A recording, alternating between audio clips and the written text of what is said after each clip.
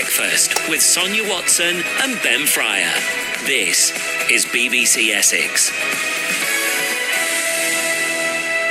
We're going to talk about influencers on social media, people endorsing products, advertising products on things like Instagram and Twitter. We'll do that after 8. And don't forget, there are some problems on the M11 heading northbound in Essex between the Harlow turn-off junction 7 and the A120 junction 8.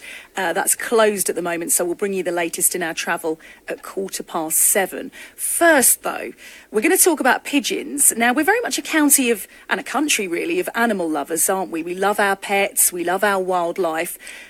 Where do you stand on pigeons? Beautiful birds or flying vermin? 0800 111 40 41 if you want to talk pigeons this morning. One thing for sure is that pigeon droppings can cause harm to health. Did you see in Glasgow, 2 people have died after contracting a fungal infection from pigeon poo? Pigeons have been blighting Southend Hospital for some time now. They had a cull in place to try and tackle it, but that's been suspended after patients complained about the inhumane way the birds were being killed. They were being trapped in cages and starved to death. Obviously, pigeon populations need to be controlled, but how do we do it? On the line, we have Chinzia delegate from the London Wildlife Protection who are working with Southend Hospital. I've also got to speak to a falconer very shortly as well. But first, Chinzia, good morning to you. Good morning. How much of a problem is it at Southend Hospital? How did you get involved? Can I first of all correct your headline in terms of the 2 deaths in Scotland? One of the deaths has actually been ruled out as being contributed to any pigeon-related diseases.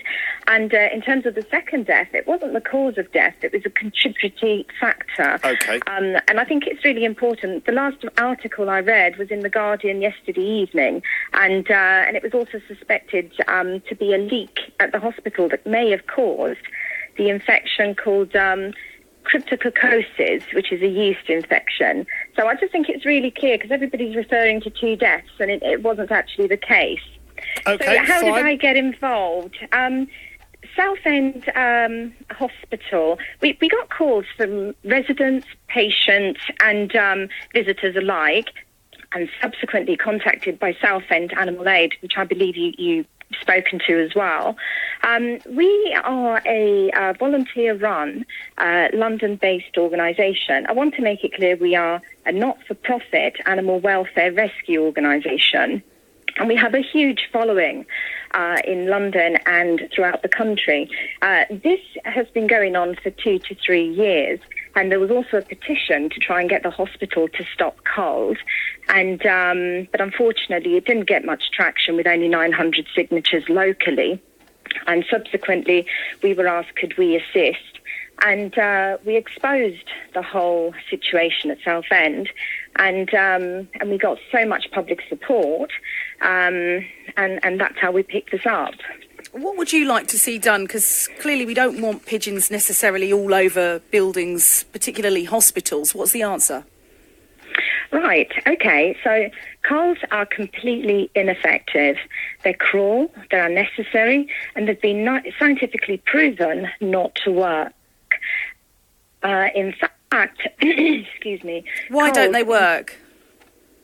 They are proven to increase the population from 15 to 30% over time. And in fact, when we met with the hospital, they confirmed that since they've been culling pigeons, they've had an increase in the population. So that's obviously not effective and not what they wanted to see, especially whilst we're talking about public money being spent on futile effort. Why does it increase population by getting rid of them?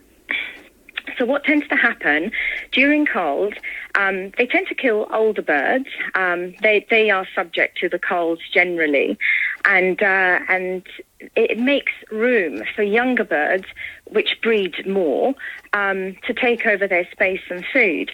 Now, it's important to understand how pigeons work and the psychology of pigeons. They're a self-regulating species. They will only increase in population if there's enough food to feed the flock.